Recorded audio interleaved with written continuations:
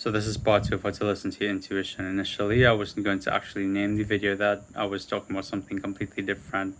It was the whole concept and idea that we are small gears, mechanisms of a part of a greater machine that's of source. And because we have that connection, we always have connection with source or with truth always.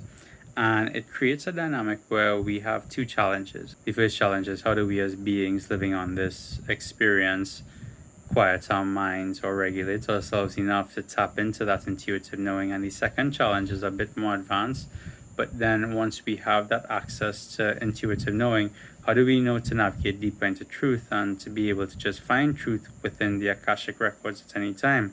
Now, I know the number of people for that second challenge will be abysmally much more smaller than the first challenge, because the first challenge is basically the path to enlightenment.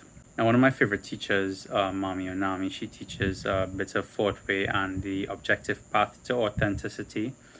In one of her recent videos, she spoke about the same thing on intuition, and how I think her words were that the intuitive voice in your mind is that calm, loving voice that will always speak in that calm, loving voice, but the other voices in your head are always mean, they're always harsh.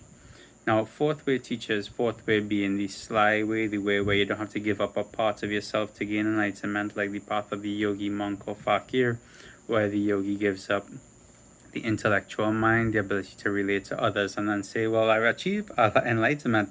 This is the exact steps I've taken. But they can't do it because whenever they say it, nobody could relate. The monk gives up all of his desire and he secludes himself somewhere in some temple, and everybody else, they don't want to give up desire.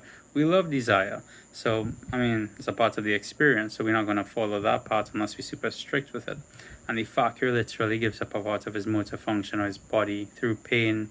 He achieves that enlightenment. But the fourth way is the path to achieving enlightenment mathematically, objectively, without having to give up any of those centers.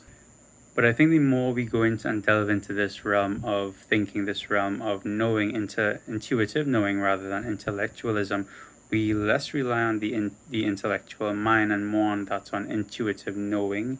And so there's a bit of a broken connection between current intellectual thinkers and intuitive knowers, because intuitively you know something is true and so you follow that gut feeling, but intellectualism tries to map the entire structure of what it is. But I think that's a whole different topic, and we're going to have to talk about that on a different day. So from my perspective and my challenges so far in understanding the first challenge, how to achieve enlightenment or just regulate self enough to understand intuition, to hear intuition and foster that growth, we need to understand our emotions.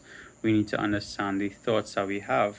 So if we know that all thoughts stem from a feeling, stem from an emotion, and we know, well, my favorite perspective would be the perspective of the chakras with emotions. It says that all of the chakra points in our body has a certain emotion, a center of emotion in them, and where we feel that emotion, and those emotions have a polarity. They have a negative or a positive side to them, like fear. Fear's opposite would be excitement, and fear is the same emotion. The only difference is breath, right? So if we understand emotion and we're able to realize what emotion is, and we could switch the way in which we feel or experience that emotion, we then switch the entire thought processes we have, which then shape the entire perspective in which we see or experience our reality. But the intellectual mind comes in, and the intellectual mind's job basically is to stop you from looking and seeing the root of the emotion. So if you don't train yourself, you're not going to see it at all.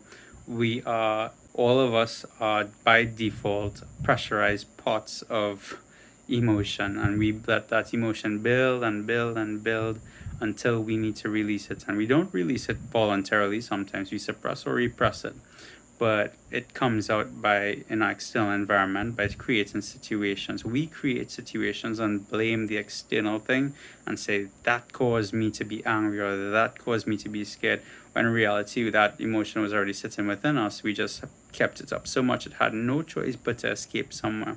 When we learn to regulate and release that emotion, to surrender to the flow of it, let it go, or just shift the perspective of how we experience that emotion, we literally shift the thought process. And this, I think, is one of the biggest keys, because once we're able to do this and we foster that healthy mindset and better thought processes, less and less external stimulus are going to come in and trigger you in the same way. And when they do trigger you, you'll be able to use that energy and reroute it into something else productively that you want to get done, going to fuel you to direction. So you can imagine when you couple this bit of information and this bit of practice with a soul contract reading or like an aligned purpose reading that gives you direction, you have someone to channel all of that aligned energy.